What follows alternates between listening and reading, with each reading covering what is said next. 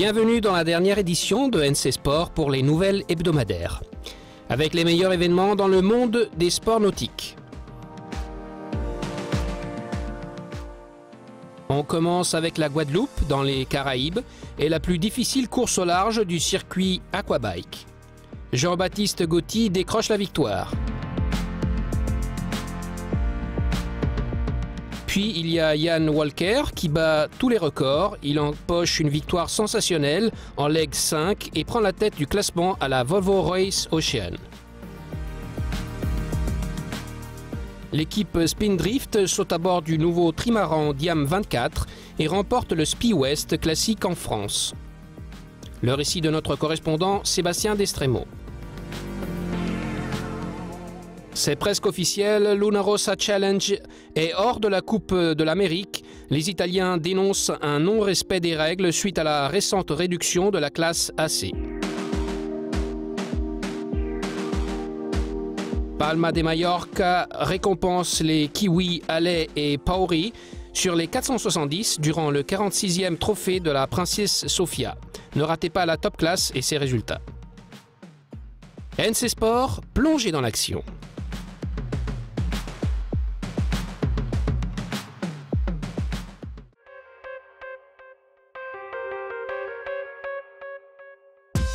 I just took it easy for the race, knowing I just had to finish.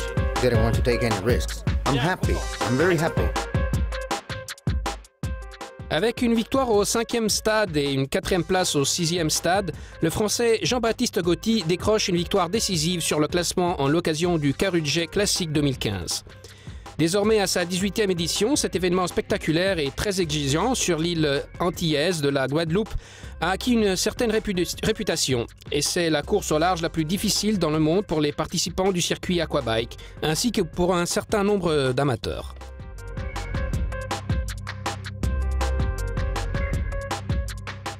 Le champion du monde 2010, âgé de 28 ans, originaire de Porto Vecchio, n'a pris aucun risque pour la dernière étape pour finalement évincer l'autre Français François Médori de plus de 11 secondes sur le classement général. Médori a également exécuté de bonnes performances. Il décroche une 2e place après s'être repris d'une chute et une 24e place le 2e jour. Pour compléter le podium entièrement français, un heureux Alain Tarza obtient la 3e place pour la 2e année consécutive.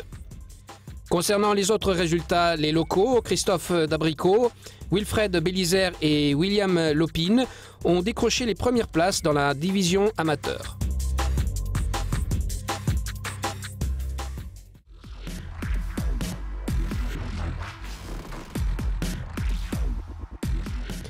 Être à la hauteur pour la Leg 5 de Auckland en Nouvelle-Zélande à Itaja s'est avéré encore une fois très difficile dans le cadre de la Volvo Ocean Race.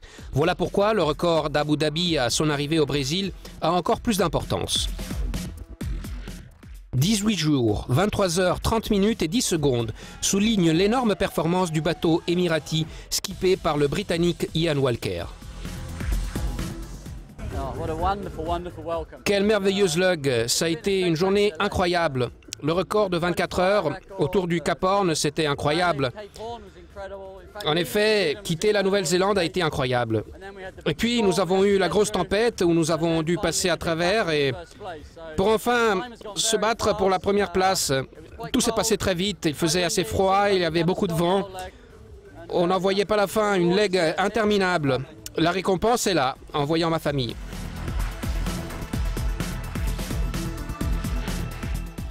L'équipe a également effectué la plus longue distance à parcourir sur les 24 heures avec 551 milles nautiques à ajouter aux 7000 autres nécessaires pour traverser le violent Sud-Pacifique et le terrible passage du Cap Horn.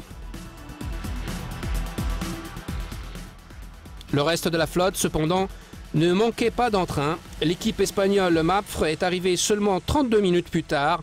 La bataille pour la 3e place entre les Américains de Alvi Medica et les Néerlandais sur le Brunel s'est disputée en moins de 2 minutes.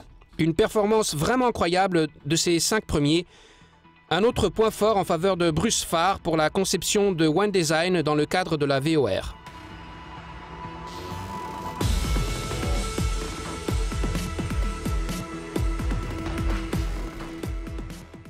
Dongfeng et SCA ont eu un peu moins de chance.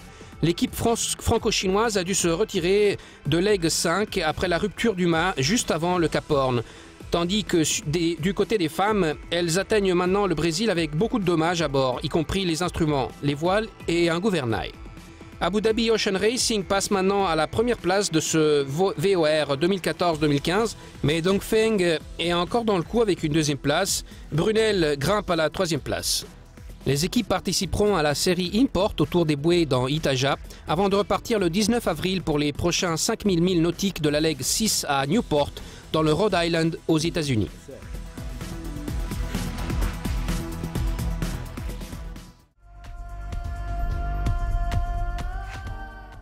Spindrift White, skippé par Xavier Reville, remporte le Speed West France dans la nouvelle catégorie des Diam 24 One Design.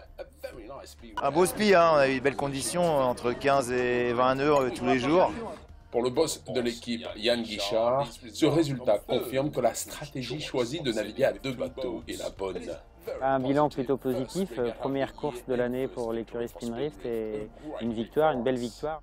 Le nouveau trimaran du Tour de France à la voile est spectaculaire et remporte un vif succès auprès des grands noms de la voile française.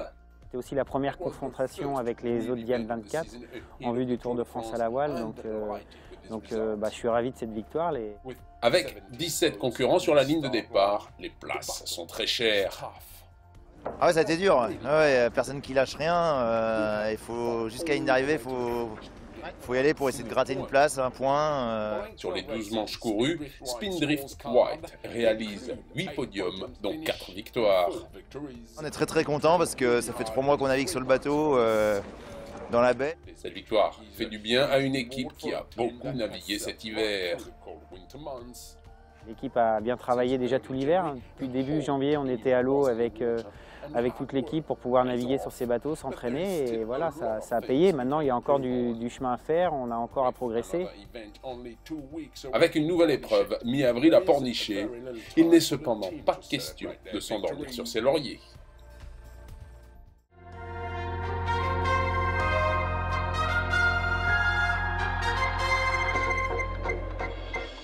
La Coupe de l'Amérique 35 est dans 2 ans et conformément à la tradition, l'événement est déjà enlissé dans le bourbier de controverses. Les rumeurs des dernières semaines n'ont fait que se confirmer. La plus grande équipe de ces derniers temps, Luna Rossa Challenge, se retire et Emirates Team New Zealand pourrait aussi emboîter le pas. Au cœur de la question, il y a le récent vote majoritaire qui réduit la taille de l'ancien AC-62 Foiling Catamaran à 48-50 pieds, presque en version monotype, dans une tentative de réduire les coûts. Nous espérons obtenir une plus grande participation dans cet événement qui a 150 ans d'histoire. Le PDG de Prada et leader historique de l'équipe Luna Rossa, Patrizio Bertelli, a claqué la porte aux représentants de l'événement America's Cup la semaine dernière en laissant une sévère déclaration. Dans le sport comme dans la vie, on ne peut pas toujours aller de compromis en compromis. Il faut parfois prendre des décisions. Elles peuvent être douloureuses, mais elles doivent être claires. Elles seules permettent à tout le monde de prendre conscience des dérives du système et de recréer les bases pour l'avenir, dans le respect de la légalité et du sport.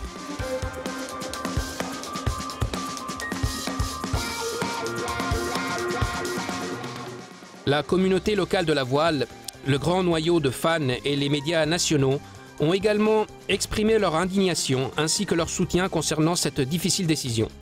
Luna Rossa a commencé sa campagne America's Cup en 2000 et au fil des années, Luna Rossa est devenue un symbole emblématique de l'esprit même de la voile professionnelle italienne. Frustré et en colère, Grant Dalton de Emirates New Zealand est également sur le point de claquer la porte depuis que les organisateurs de l'événement ont délibérément annulé un événement crucial de la World Series qui devait se tenir à Auckland en Nouvelle-Zélande cette année, laissant très peu de possibilités à l'équipe kiwi. Certains experts espèrent toujours un accord à la dernière minute, mais cela reste peu probable avec le temps. Le tribunal se profile au large une fois de plus pour l'America's Cup. Plus de mises à jour dans les prochaines éditions NC Sport.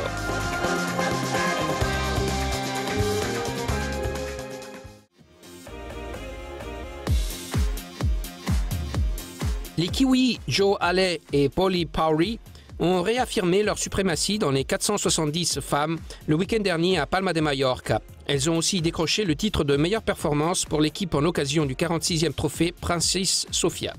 Avec 3 victoires et autant de podiums sur plus de 11 courses, les médaillés d'or 2012 de Londres avaient peu de rivales dans ce sprint classique, dans les séries pré-olympiques.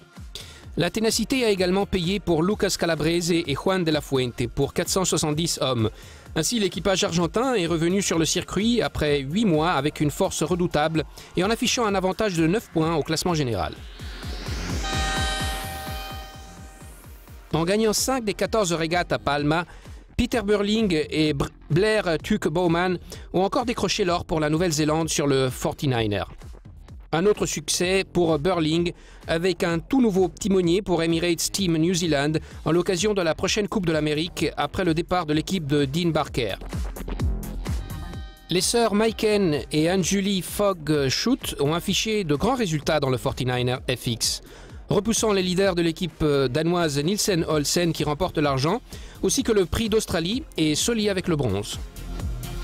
Le Britannique Gill Scott a poursuivi sa domination dans la classe fine en obtenant la médaille d'or devant son grand rival Ivan Klujkovic-Gaspic et Topio Nirko de la Finlande. Gagné et resté dans le top 5 dans la plupart des 11 courses disputées, l'Allemand Philipp Bull a également eu quelques rivaux parmi les 160 bateaux de la flotte laser. Le Suédois Stalhem et le Danois Einer ont complété le reste du podium.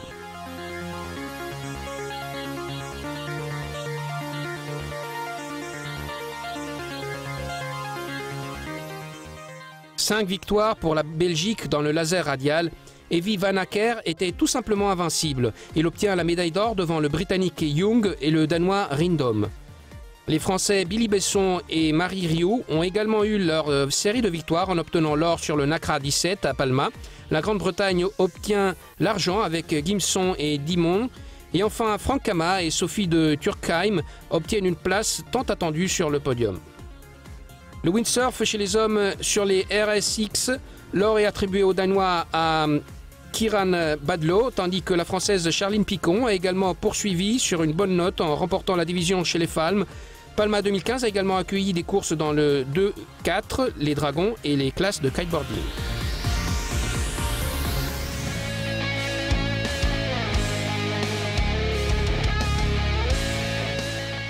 Rejoignez-nous sur le Nautical Channel avec nos reportages sur les principaux événements nautiques du monde.